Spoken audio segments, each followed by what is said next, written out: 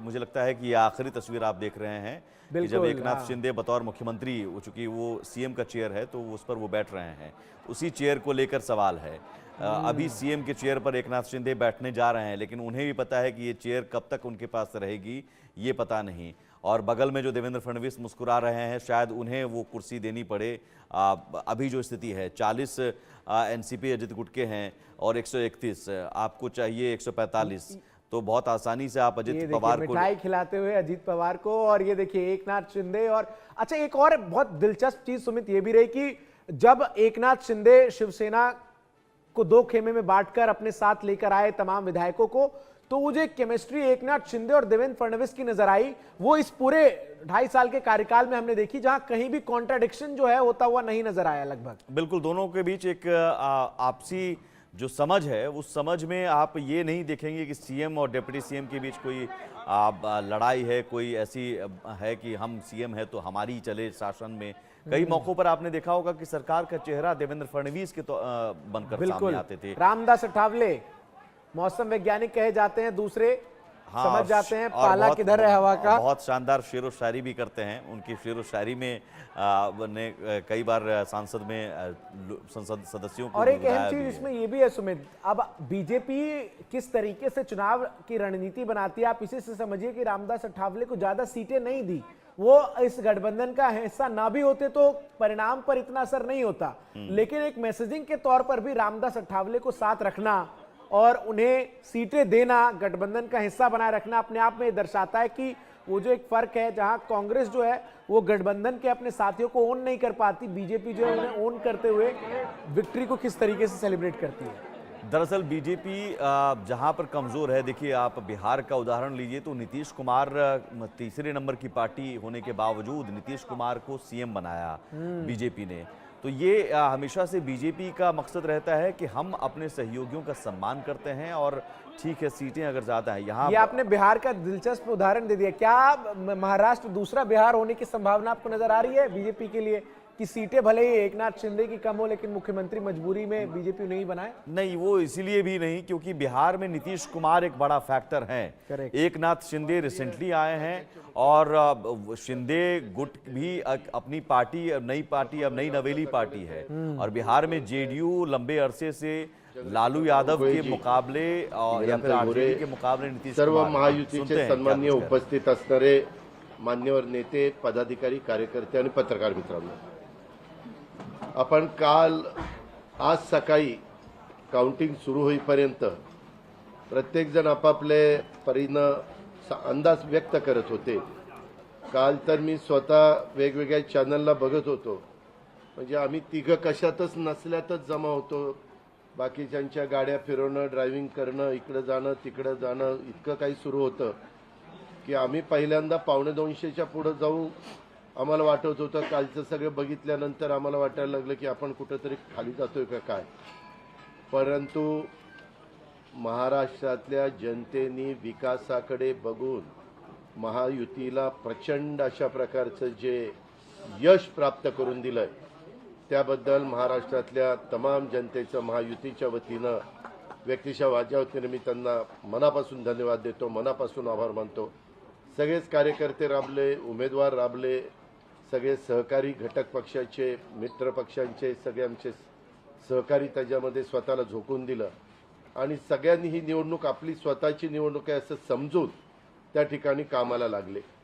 आमच्या ज्या योजना होत्या, योजनांच्याबद्दल बरेच थोडीशी चेष्टा मस्करी करण्यात आली, आम्हाला त्याच्यामध्ये दोष देण्यात आला, आमची थोडंसं टीका टिप्पणी करण्यात आली की राज्य कंगाल केलं, अमुक झालं तमुक झालं, परंतु नंतर त्यांचे जाहीरनामे बाहेर आल्यानंतर आम्हाला ते दिसलं की हे काय चाललेलं आहे, कसं चाललेलं आहे, कुठलाही हिशोब न ठेवता अशा प्रकारचे जाहीरनामे बाहेर आले आणि आपण सगळ्यांनी त्या ठिकाणी पाहिलं। आम्ही मुळात काय केलं, लोकसभेच्या निवडणुकीच्या निमित्तानं आम्हाला मोठं अपयश आलं, म्हणजे महाराष्ट्रामध्ये आम्हाला तिघांनाही वाटलं नव्हतं की बाबा अशा प्रकारचं आपल्याला अपयश मिळेल, परंतु ते मिळालं, आम्ही ते मान्य केलं, त्याच्यातून आम्ही पुन्हा सावरण्याचा प्रयत्न केला। अर्थसंकल्प सादर करत असताना आम्ही सरकारमध्ये तिघांनी मिळून काही योजना जाहीर केल्या, त्या योजना इतक्या पॉप्युलर झाल्या, त्याच्यामध्ये लाडकी बहिणा म्हणजे गेम चेंजरच ती योजना झाली. अंडर करंट असा का बहिणींनी दाखवला की मी सगळे उताणे पडले, सगळे आडवे झाले. एक माझं स्वतःचं स्पष्ट मत आहे, प्रत्येकाची वेगवेगळी मतं असू शकतात.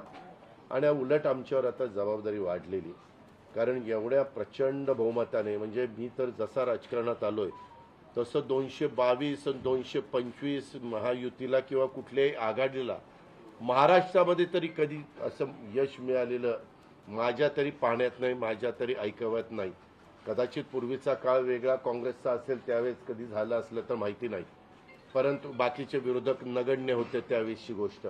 परंतु अलीकडच्या काळामध्ये जसं आम्हाला समजतंय तसं तर एवढं प्रचंड यश हे पहिल्यांदाच मिळालेलं यशाने आम्ही हुरळून पण जाणार नाही. आणि आम्ही अतिशय जमिनीवर पाय ठेवून आता, म्हणजे जसे जसे ते आकडे आम्हाला दिसत होते तसे तसे तसे फायनान्सच्या गोष्टी माझ्या डोळ्यासमोर येत होत्या. मी देवेंद्रजींना पण फोन केला तेव्हा म्हटलं, देवेंद्रजी खूप काही काम करावं लागेल. एकनाथरावजींना पण तसं सांगितलं की फार आर्थिक शिस्त आपल्याला त्याच्यामध्ये आणावी लागेल, आणि आम्ही आणू. त्याच्यात आम्हाला हे नवीन नाही आहे, आम्ही सगळे अनुभवी माणसं, आम्हाला त्याच्यामध्ये कुठली काही अडचण नाही. आणि शिवाय आमच्या पाठीशी केंद्र सरकार आहे, तो आम्हाला खूप मोठा एक आधार आहे. एक आमच्या पाठीशी एक मोठा भक्कम अशा प्रकारचा भरोसा आहे. आणि त्याच्यामुळं ह्या सगळ्या ज्या काही गोष्टी झालेल्या आहेत, आता विरोधक टीका करतात की बाबा बॅलेट पेपरनी घ्यायला पाहिजे होतं, मग बॅलेट पेपरने लोकसभेला पण घ्यायला पाहिजे होतं. लोकसभेचा निकाल लागला की तो बरोबर, आणि इथला निकाल लागला की मग बॅलेट पेपर यायला पाहिजे, मग मशीन काय EVM बरोबर नाही, असं नाही चालत. आता झारखंड पण आमच्या हातनं गेलंच ना, आम्ही कुठं काय म्हणतो. ठीक आहे, त्या जनतेने कौल दिलेला आहे तशा पद्धतीनं महाराष्ट्रातल्या, विशेषतः महाराष्ट्रामध्ये बऱ्याचदा आपले जे 6 रिजन आहेत ना, मराठवाडा, विदर्भ, पश्चिम महाराष्ट्र, कोकण, मुंबई, अशा सगळ्या वेगवेगळ्या रिजनमध्ये, नाशिक, सगळीकडेच तुम्ही बघितलं तर सगळीकडे महायुती जोरात चालली. असं कुठं नाही की मागच्या वेळेस कसं झालं, आम्हाला झटका दिला तो मराठवाड्याने दिला, आमची एकच जागा त्यावेळेस भुमरे साहेबांची आली संभाजीनगर सिटीतली, बाकीकडे सगळीकडे आम्हाला दारुण पराभवाला सामोरं जावं लागलं. आणि तसं ह्यावेळेस झालं नाही. तुम्ही जर अंदाज घेतला तर सगळीकडेच चांगल्या प्रकारे महायुतीला यश मिळालं. काही जागा गेल्या त्या फार थोड्या मतांनी त्या बाबतीमध्ये गेलेले आहेत, असंही चित्र. आणि मीडियावाल्यांनो, मला एक, तुम्हाला इलेक्ट्रॉनिक पण आहे, प्रिंट पण मीडिया आहे, मला एक कळत नाही, तुम्ही खऱ्या बातम्या देत चाला ना. जे खऱ्या देत नाही त्यांना मला म्हणायचं, तुम्ही बाकी सगळे खऱ्या बातम्या देतात, त्याच्याबद्दल दुमत नाही. पण मी TV चालू केलं आणि अजित पवार पोस्टल बॅलेटमध्येच मागं, मी विचारतोय तिथं फोन करून, ते म्हणले नाही दादा आपण पुढं आहे. आता माझं लीड 1,02,000 मताधिक्य मी मिळवलंय, आणि खुशाल तुम्ही दाखवताय अजित पवार मागं, अजित पवार मागं. मग काही जण म्हणलं का रे असे दाखवतायत, TRP त्याच्याशिवाय वाढत नाही. अरे तुमच्या TRPला आम्हाला का मातीत घालताय, आमची का बदनामी करताय. त्याच्यामध्ये मी नंतर पुन्हा अधिकाऱ्यांच्याकडनं माहिती घेतली की नक्की पोस्टल बॅलेट किती झाले. पोस्टल बॅलेटमध्ये पण आम्ही पुढं होतो आणि रेग्युलर मतदानामध्ये पण पुढं होतो. सांगायचं तात्पर्य की बाबा तुमच्यावर सगळ्या चॅनलवर जनतेचा एवढा विश्वास आहे, म्हणजे विश्वास नाही ते सकाळच्या 9 वाजताच्या भोंग्यावर विश्वास नाही, पण बाकीच्यांवर फार विश्वास आहे. माझं एवढंच म्हणणं आहे की खऱ्या बातम्या दिल्या तर काही वाईट होणार नाही. पण खूप चांगलं यश मिळालं. अजून पण काही काउंटिंग चालू आहे, काही ठिकाणी रिकाउंटिंग मागितलेलं, ठीक आहे, तो त्यांचा प्रत्येकाचा अधिकार आहे. पण खरोखरीच सगळ्याच राज्यातली जबाबदारी आम्हा महायुतीवर वाढलेली आहे, आणि त्या उलट आम्हाला अधिक जास्त बारकाईनं इथून पुढं काम करावं लागणार आहे. कारण एवढं दैदिप्यमान यश ह्या सगळ्यांनी मिळून दिलेलं आहे, आणि जनतेचे मानावे तेवढे आभार कमीच आहेत. म्हणजे काय आता त्यांच्याकरता, म्हणजे त्यांच्या ऋणातच आम्ही राहू इच्छितो. आणि 5 वर्ष अक्षरशः अतिशय एकोप्याने ही युती शेवटपर्यंत कशा पद्धतीनं काम करेल, आणि जनतेने टाकलेल्या विश्वासाला कुठल्याही परिस्थितीमध्ये तडा जाऊन दिला जाणार नाही. अतिशय चांगल्या पद्धतीनं राज्याच्या सर्वांगीण विकासाच्या करता जसं आम्ही विकास हा केंद्रबिंदू मानून पुढं गेलो, तशाच पद्धतीचं काम हे इथून पुढच्या काळामध्ये देखील महायुतीच्या वतीनं त्या ठिकाणी चालेल, अशा प्रकारची खात्री मी आपल्या पत्रकार मित्रांना पण देतो आणि आपल्यामार्फत महाराष्ट्रातल्या तमाम जनतेला देतो. पुन्हा एकदा मतदार बंधू भगिनींचं, सर्वांचं, मीडियाचं, इलेक्ट्रॉनिक प्रिंट, सर्वांचं मी मनापासून आभार मानतो, मनापासून धन्यवाद देतो. धन्यवाद. अरे मराठी मातृभाषा अभिजात भाषेचा दर्जा आत्ताच दिलाय ना, लगेच विसरायला लागला. नाही ते दिल्लीत बोलतात. मी माझी भावना मगाशीच मांडली आहे की केवळ आत्ता एवढंच सांगेन की महाराष्ट्राच्या जनतेसमोर आम्ही नतमस्तक आहोत.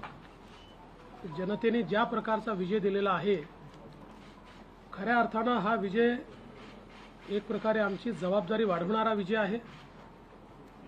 देशाचे प्रधानमंत्री मोदीजींवर महाराष्ट्राने दाखवलेला विश्वास आहे आणि त्यामुळे आता आम्हाला खूप काम महाराष्ट्रामध्ये करावं लागेल याची आम्हाला जाणीव होते आहे.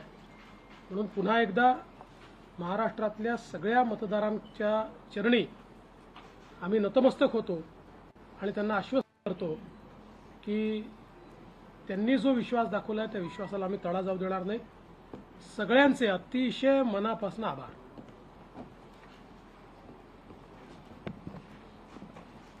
खरं म्हणजे आजचा हा महाराष्ट्रातला ऐतिहासिक दिवस आहे आणि ऐतिहासिक विजय देखील आहे. आतापर्यंतच्या अनेक वर्षांच्या निवडणुका आपण पाहिल्या, परंतु ही निवडणूक लोकांच्या हातात घेतली अशा प्रकारची निवडणूक होती. म्हणजे लँडस्लायडिंग जो काही विक्ट्री आपण म्हणतो ऐतिहासिक, म्हणजे याला काय शब्द वापरायचे मला कळत नाही, परंतु लोकांनी मतांचा, प्रेमाचा वर्षाव महायुतीवर केला. कारण लाडकी बहीण असेल, लाडका भाऊ असेल, लाडका शेतकरी असेल, एकंदरीत सगळ्याच घटकातल्या लोकांनी यावेळेस महायुतीवर प्रेम दाखवलं आणि त्यामुळे मी सगळ्या मतदारांना मनापासून धन्यवाद देतो आणि त्यांना एवढ्या मोठ्या ऐतिहासिक विजयासाठी साष्टांग दंडवत घातला पाहिजे अशा प्रकारचं काम मतदारांनी केलेलं आहे. खरं म्हणजे गेल्या 2-2.25 वर्षामध्ये मी, देवेंद्रजी, अजितदादा, आम्ही जे काम केलं या राज्यामध्ये की शिवसेना, भाजपा, राष्ट्रवादी, RP, आमचे आठवले साहेब इकडे आहेत आणि आमचे इतर घटक मित्रपक्ष, आणि जे निर्णय आम्ही घेतले ते निर्णय आतापर्यंतच्या इतिहासामध्ये न भूतो न भविष्यते असे होते. म्हणजे एकीकडे विकास केला आम्ही, डेव्हलपमेंट, म्हणजे जे 2.5 वर्षात महाविकास आघाडी सरकारने जी काही कामं बंद पाडली होती, स्पीड ब्रेकर टाकले होते, सगळी कामं थांबवली होती. तुमच्या काळातली जी कामं, जसं महाविकास आघाडीचं सरकार 2019ला आलं त्यानंतर ती सगळी कामं बंद पाडली, त्याला स्टे दिले आणि ते स्टे आम्ही सगळे काढले आणि कामं सुरू झाली. मग अटल सेतू झाला, समृद्धी झाला, आपला कोस्टल झाला आणि मेट्रो झाली, कारशेड झालं आणि मोदी साहेबांच्या शुभ हस्ते त्याचं आम्ही उद्घाटनही करू शकलो. ज्याचं भूमिपूजन मोदी साहेबांनी केलं त्याचं उद्घाटन करण्याचे भाग्य आम्हाला मिळालं आणि त्यामुळे कामाला आम्ही प्राथमिकता दिली, विकासाला आम्ही प्राधान्य दिलं आणि आम्ही त्यामध्ये एकच डोळ्यासमोर ठेवलं की या राज्याचा सर्वांगीण विकास. आणि राज्याचा सर्वांगीण विकास करत असताना सर्व घटकांना आम्ही समोर ठेवलं आणि पाहिलं की जे 2.5 वर्षामध्ये जी कामं त्यांनी थांबवलेली आणि 2.5 वर्ष त्यांनी जे सगळं बंद पाडलं होतं ते किती वेगाने आम्ही सुरू करू शकलो याचं समाधान आणि आनंद आम्हाला आहे. कारण त्याचे तुम्ही ते फळं पाहत आहे. सगळी लोकांना आपण मेट्रो दिली, समृद्धी दिलं, अटल सेतू दिला, कोस्टल दिलं, लोक तो वापरू लागले. आणि त्याचबरोबर दुसरीकडे कल्याणकारी योजना आम्ही केल्या. कल्याणकारी योजनेमध्ये लाडकी बहीण, मुख्यमंत्री लाडकी बहीण योजना, त्यानंतर मग लाडका भाऊ केला आम्ही, युवा प्रशिक्षण योजना केली, 3 गॅस सिलेंडर दिले, त्यानंतर वयोश्री योजना केली, शेतकऱ्यांची आम्ही योजना केली, शेतकऱ्यांना वीज बिल माफ केलं, शेतकऱ्यांचं जे 7.5 HP 3, 5, 7.5 हां 3, 5, 7.5 आणि त्या पंपाचं वीज बिल माफ केलं. शेतकऱ्यांना आम्ही 2.5 वर्षामध्ये